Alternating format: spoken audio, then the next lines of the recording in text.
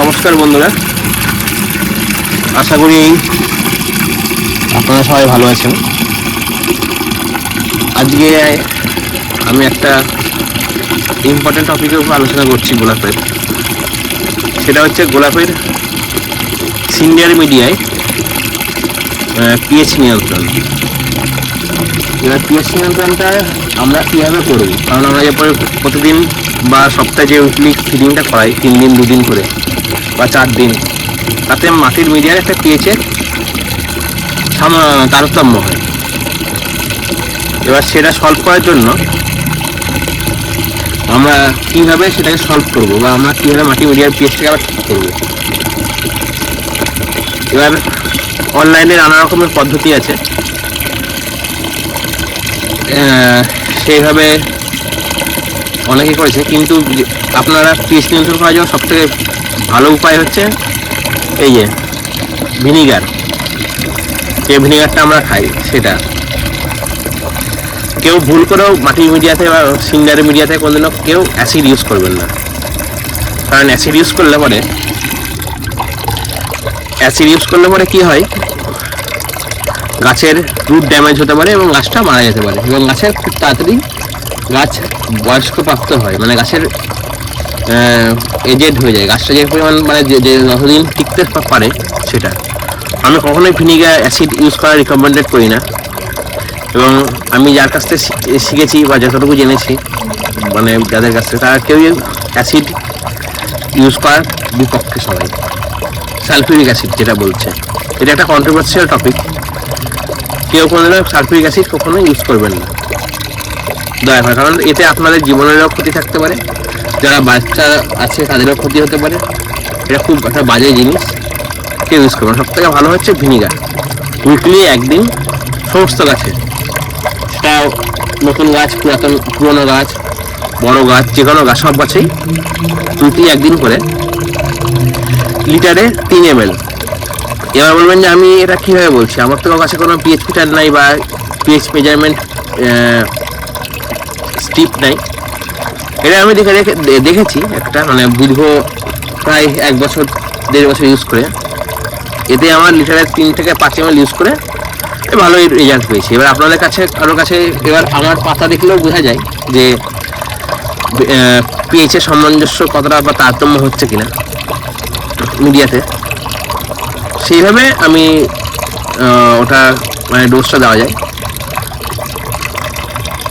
আর যেটা চেষ্টা করবেন একদম পুরো মানে খুব সকালে, আর্লি মর্নিং, না হলে পরে আপনার এখন দেখুন ওয়েদারটা এরকম হয়ে আছে,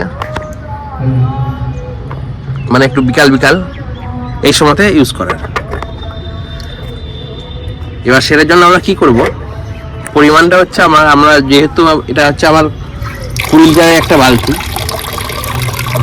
20 লিটারের আমার বালতির জন্য আমার এরকম একটা মেজারমেন্ট কাপ আছে।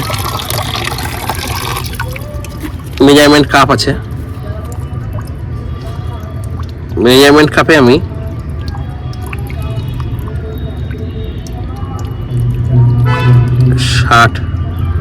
3 ml, আমি 4 ml করে, মানে 80 ml মতন আমি ভিনিগার আমি জলে দিয়ে দিলাম।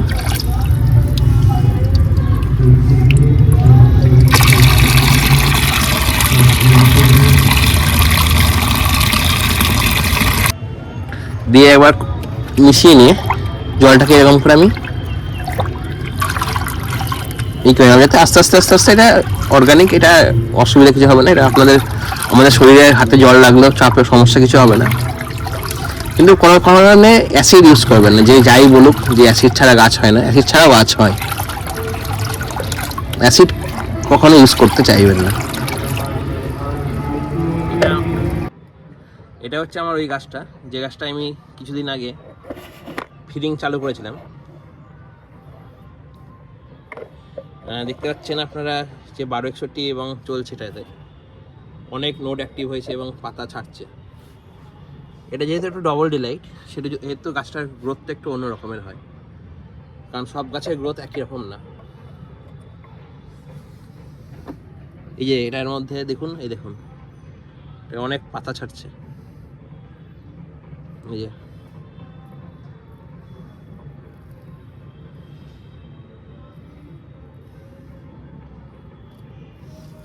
এবার আমি কি করব, আমি এটার মধ্যে 300 ml মতন এই যে জলটা আমি মিক্স করেছি এটা এইভাবে আমি ড্রেঞ্চ করে দেবো।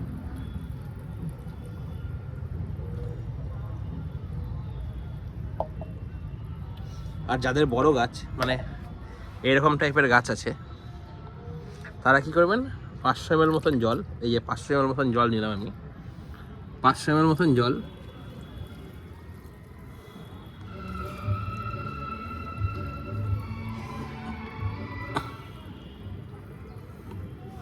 এইভাবে আমি ড্রেঞ্চ করলাম। দেখুন আমার পাতা যেহেতু আমার জলের ক্লোরিন আছে আমার প্রচুর পরিমাণে, সেই জন্য জলের পাতার উপরে এরকম হোয়াইট স্পট পড়ে আমার। এবং আমার হাই টিডিএস ওয়াটার 490 মতন আমার জলের টিডিএস, সেই জন্য এই দাগগুলো আছে। দেখুন এই গাছটা দেখলে পরে বুঝতে পারবেন যে আমার কোনো পিএইচের কোনো সমস্যা নেই। এই যে পুরো গাছ ভর্তি লাল পাতা, পিএইচ একদম পুরো ঠিকঠাকই আছে।